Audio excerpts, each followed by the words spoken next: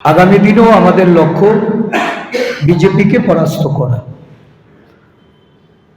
এবং বিজেপিকে পরাস্ত করতে গেলে ধর্মনগরেও আমরা যথারীতি পূর্বকার যে অবস্থা, যেভাবে আমরা লড়াই করেছিলাম, সেই লড়াইয়ে আমরা প্রতিদ্বন্দ্বী হিসাবে থাকব এবং বিজেপিকে পরাস্ত করার জন্য আমার অনুরোধ থাকবে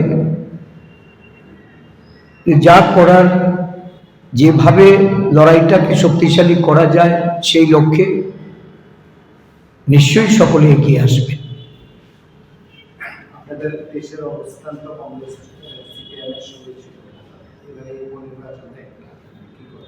না, আমরা তো বিগত 3টা উপনির্বাচনে যেখানে কমিউনিস্টরা প্রতিদ্বন্দ্বিতায় ছিল সেখানে তো আমরা লড়াই করিনি।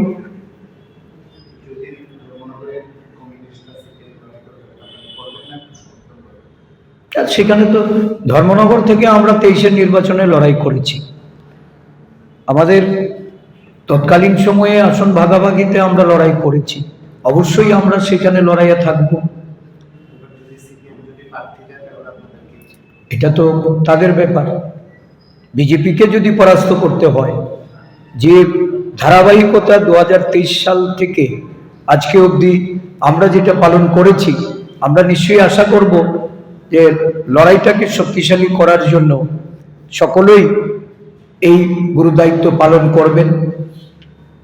সবকটা রাজনৈতিক দলের ভাবনাতে নিশ্চয়ই এটা থাকবে যে আমরা বিজেপিকে যদি হারাতে চাই তাহলে ভোট বিভাজনকে রোধ করতে হবে, তার থেকে সরে আসতে হবে। আমরা আহ্বান রাখবো যে ধর্মনগরেও যেন লড়াইটা শক্তিশালীভাবে আমরা করতে পারি, তার জন্য সহযোগিতা করা।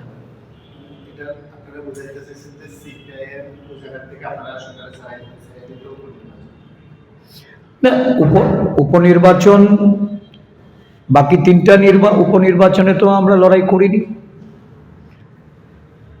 এই লড়াইটা তো আমাদের 23 সালের যিনি প্রতিদ্বন্দ্বিতা করেছেন কংগ্রেস প্রার্থী, স্বাভাবিকভাবেই কংগ্রেস দল সেখানে প্রতিদ্বন্দ্বিতা থেকে সরে আসবে না, সেখানে আমরা প্রতিদ্বন্দ্বিতা করব এবং নিয়ম মাফিক এই প্রতিদ্বন্দ্বিতা শক্তিশালী করার জন্য, শাসক দলকে পরাস্ত করার জন্য অন্যদের এগিয়ে আসা উচিত, সাহায্য করা উচিত, সমর্থন জানানো।